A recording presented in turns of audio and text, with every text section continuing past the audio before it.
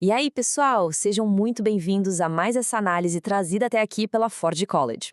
Hoje nós vamos vestir o nosso chapéu de detetive de benchmarking. Bom, na nossa última investigação técnica, nós reunimos várias pistas, né? Aqueles famosos dados brutos. Mas a verdade é que na engenharia de sistemas, olhar só para os números brutos de forma isolada pode ser uma armadilha e tanto. Eles são quase como testemunhas que precisam ser interrogadas e cruzadas. E é exatamente isso que a gente vai fazer agora. Então, vamos dar uma olhada no caminho que vamos seguir hoje para transformar esses dados brutos em conclusões de verdade. A gente vai passar por uma rápida introdução, depois entender a regra de ouro da normalização, o fluxo de comparação, mergulhar num exemplo bem prático para ilustrar tudo isso e, claro, fechar com os trade-offs e conclusões. Bora lá? Seção 1. Introdução e recapitulação. Bom, nós já coletamos aquelas métricas essenciais, certo? Medimos as transações por segundo, as famosas TPS, em ritmo sustentado, e também capturamos a latência do sistema sob pressão. Essa dupla, vazão e resposta, é a base absoluta para nossa análise comparativa. Sem elas, a gente estaria basicamente jogando dardos no escuro para tentar adivinhar como o software se comporta. E olha, a armadilha aqui é clássica. Imagina um cluster de 100 nós batendo recordes de volume de um lado e um cluster de apenas 10 nós entregando menos volume absoluto do outro. É muito fácil se deslumbrar com o maior número. Mas, cá entre nós, contar vantagens sobre um TPS bruto gigantesco sem dar o devido contexto é tipo se gabar de ganhar uma corrida de 100 metros rasos, sendo que o corredor começou a prova lá na marca dos 90 metros. Ou seja, é uma métrica puramente de vaidade. Ela não reflete de jeito nenhum a eficiência da arquitetura. E é aí que entra a nossa lupa fundamental. A análise comparativa de desempenho. Pense nela como a ponte metodológica. É o elo entre simplesmente coletar um monte de dados soltos e, de fato, ter discussões sérias sobre eficiência de recursos, custos operacionais e até gasto energético. Simplificando bastante, é pegar a métrica bruta, dar aquela normalizada, colocar os trade-offs na mesa e chegar a uma conclusão técnica tão sólida que pode ser defendida matematicamente contra qualquer pessoa mais cética. Seção 2. A regra da normalização. O grande segredo de tudo isso está na regra da normalização. Sim, é um processo bem mecânico, a gente sabe, mas é absolutamente vital para deixar a disputa justa. Afinal, se a gente não transformar aqueles dados brutos em uma base matemática comum, a gente estaria literalmente comparando um supercomputador com um smartphone. E nós temos vários eixos, vários denominadores para usar, e a escolha vai depender inteiramente do que a gente quer descobrir. Quer saber a eficiência de espaço? Normaliza por nó de servidor. Quer isolar a eficiência pura do processador em relação à produção bruta? Então a gente divide os resultados pelos núcleos físicos ou ciclos de CPU. Agora, se a dor de cabeça principal for a conta de luz do data center, a gente divide a vazão por watt consumido. Basicamente, o seu objetivo é quem dita a métrica. Mas aí vem a pergunta de $1 milhão. E o tempo de resposta? Como a gente normaliza a latência? Pessoal, atenção máxima aqui, porque esse é um erro super comum. Nós não podemos, em hipótese alguma, pegar a latência e dividir pelo número de nós ou de núcleos. Não é assim que funciona. A latência não é cumulativa desse jeito. O que a gente faz é emparelhar. A gente coloca os percentis de cauda da latência, tipo o P50, P95 e aquele P99 bem rigoroso, lado a lado com a nossa vazão normalizada. Se a gente esquecer de fazer essa correlação, o risco de tirar conclusões perigosamente erradas sobre como o sistema aguenta o tranco é enorme. Seção 3. O fluxo de comparação. Com a teoria no bolso, vamos para o método. Para avaliar redes Web3 ou sistemas distribuídos de forma séria, não basta tirar a sorte grande num teste de uma vez só. A gente precisa de um protocolo rigoroso e totalmente repetível. Vamos passar por estas 6 etapas básicas.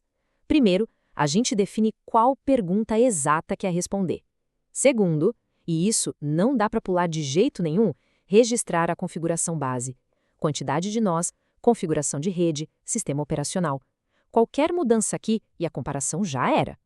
Terceiro, a gente repete as execuções para evitar anomalias mascarando o resultado. Quarto, a gente normaliza, como acabamos de conversar. O quinto passo é calcular a variabilidade matemática. E o sexto é anotar as compensações, os trade-offs. São esses passos finais que transformam um simples palpite num relatório de engenharia totalmente à prova de balas. Seção 4. O exemplo prático. E chegamos ao momento mais esperado da nossa investigação. O palco está montado para colocarmos 3 suspeitos sobre os holofotes, rodando exatamente com a mesma carga de trabalho do cliente. Olhando só para os dados brutos, o sistema Solana Model parece passar o trator na concorrência, né? 200 mil transações por segundo. Se o nosso trabalho de detetive parasse nas métricas de vaidade, o caso estaria encerrado aqui mesmo. Mas olha a coluna do lado. Ele precisou de 64 núcleos físicos para isso, enquanto o Lightweight Ledger integrou 30 mil TPS, mas gastando uma fração minúscula de processamento, usando só 12 núcleos. Ainda tem peças faltando nesse quebra-cabeça. É nessa hora que a matemática brilha de verdade. Se a gente pegar aquela vazão bruta do Solana Model e dividir pelo hardware consumido, chegamos ao número mágico: 3.125 TPS por núcleo físico individual.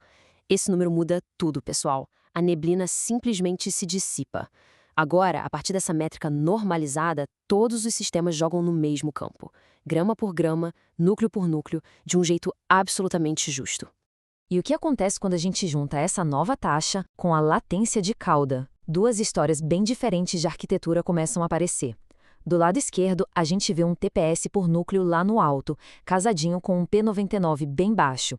Isso é um forte indicativo de que a arquitetura domina cargas altíssimas sem deixar nenhuma transação pendurada no fim da fila. Já o cenário do lado direito mostra que o sistema até consegue forçar muita vazão agrupando tudo em lotes pesados, mas a latência da cauda é penalizada severamente. Ou seja, a velocidade bruta é alcançada, mas sacrificando completamente a velocidade de cada transação individual. Isso ilustra de forma fantástica a nossa conclusão com os dados pós-normalização. As identidades reais se revelam. Nota como o Consensus Focused chega a bater 2.500 transações por núcleo, mas a um custo absurdo, 85% da CPU, e atrasando as respostas em 200 milissegundos no P99. Já o Lightweight Ledger bate a mesma eficiência de vazão por núcleo, só que segurando a CPU em tranquilos 55% e a latência abaixo de 100. E o Solana Model manteve sua liderança não porque apelou para a força bruta, mas por pura eficiência matemática e uma excelente otimização sob estresse. Seção 5. Trade-offs e conclusões.